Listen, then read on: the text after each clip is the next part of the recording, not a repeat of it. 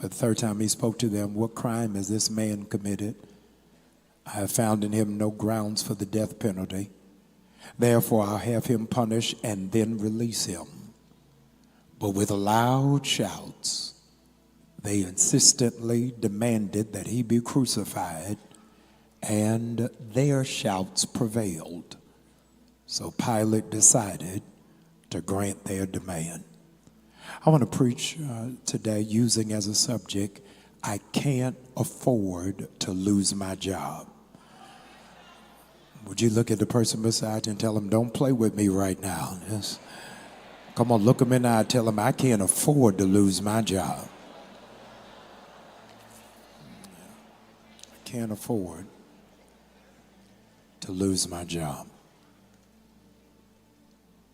Comrades, the politics behind policies is puzzling. In 1965, Dr. King and John Lewis led 600 activists for civil rights across the Edmund Pettus Bridge, only to be met with vicious attacks by law enforcement, barking dogs, and relentless fire hoses. It was the very first time that the American populace was able to see on television the brutal savagery of racism in this nation.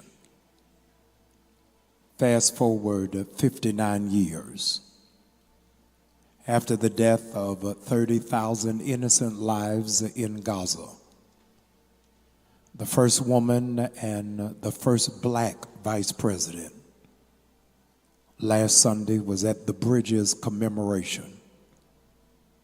She stepped ahead of the line and was met by microphones, to which she announced to the world that a ceasefire for at least 6 weeks had to take place in Israel. According to the New York Times on Monday, members of the Security Council were attempting to edit Kamala Harris's remarks.